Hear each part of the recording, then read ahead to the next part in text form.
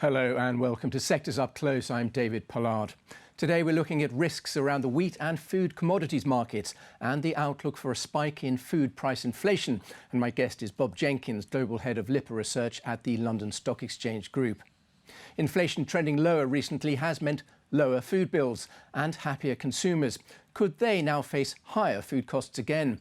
The IMF thinks it could happen this week, warning of a possible 15% surge in grain prices after Russia withdrew from a deal allowing Ukrainian grain exports and then attacked infrastructure for those exports in the Ukrainian ports of Odessa and Mykolaiv and along the Danube River, while also threatening to attack ships heading for Ukraine.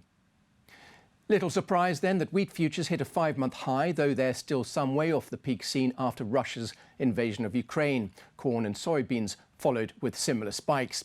And all this, of course, as record temperatures across the Northern Hemisphere speak of another deeper threat to food production: climate change. Well, with me now to share his analysis of this evolving scenario is Bob Jenkins, Global Head of LIPA Research at the London Stock Exchange Group. Welcome, Bob. Let's start by looking at the big picture. What is the outlook for food prices going forward, and how does that fit in with the inflation situation generally? You know, I think the outlook is tenuous at best right now. Certainly there's a lot of factors taking place. And as you mentioned, the heat wave going across the Northern Hemisphere, which is really hitting a lot of the breadbasket production regions of the world, if you will. Certainly in the U.S., we're seeing that in the Midwest. What's going on, of course, with Russia and Ukraine and the nixing of the deal that they had about a week ago, and then the further attacks taking place in the Danube. One would have to argue that there's a very high likelihood of food inflation being a problem here in the second half of the year. Now, Russia says all ships heading for Ukraine could potentially be carrying weapons and are therefore considered legitimate targets. And in fact, Ukraine has made a reciprocal threat against Russian ships. Is that a situation that's spiraling out of control for ship operators and also their insurers? 100%. I mean, they've already noted that prices and insurance premiums have already been kind of elevated, as it were, because even with the deal, you have to be a little bit, speculative as to whether or not your ship is going to be safe as it goes into that treacherous Black Sea area. But now that the deal has been lifted, that's going to raise the premiums quite a bit. Some are going to really refuse to insure at all, and we're seeing similar things taking place really in the U.S. relative to weather. Insurers kind of stepping back. And will companies feel good about sending their ships into that region at all? You were talking about the wider backdrop there, in particular weather.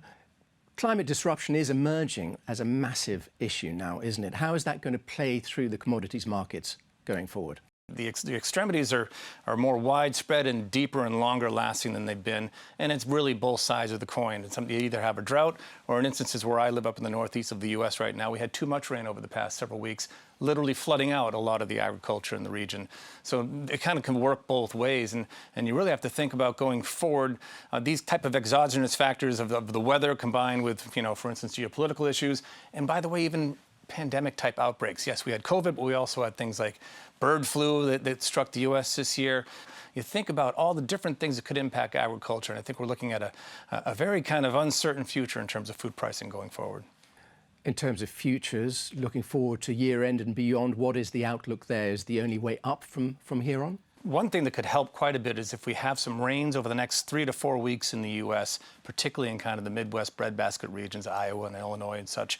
They've been kind of hanging on, by a thin thread, if you will, in terms of their outputs for the year. Many had thought they would be in good shape. In fact, many traders were actually shorting wheat futures in the U.S. earlier this year, and they're kind of scrambling right now to cover off. That actually is yet another impetus to price, right, if they're going to be buying back in the short positions. So you have all that kind of working together. One would definitely suspect to see a spike in the next couple months. What about the other areas of tension in the food and commodities markets? We saw, for example, India banning the export of certain types of rice this week. What are the other potential flashpoints? And where does it leave the more vulnerable consumers in the world?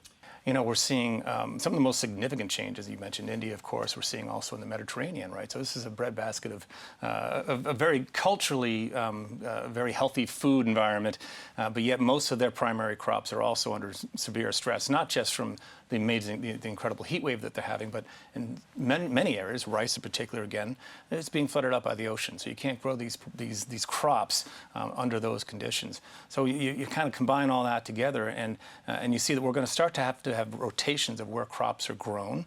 And you might have to also look towards other scientific solutions, such as seed modifications. I know a lot of people don't like genetically modified food, but in this instance here, I think we're going to have to start turning to science a little bit to think about how do we create crops and seeds that can last through these extreme weather conditions. OK, Bob. Interesting, if worrying times. Bob Jenkins, Global Head of LIFRA Research at the London Stock Exchange Group. Many thanks for sharing your thoughts today. And that is your roundup of the food and commodities sector. I'm David Pollard, and this is Reuters.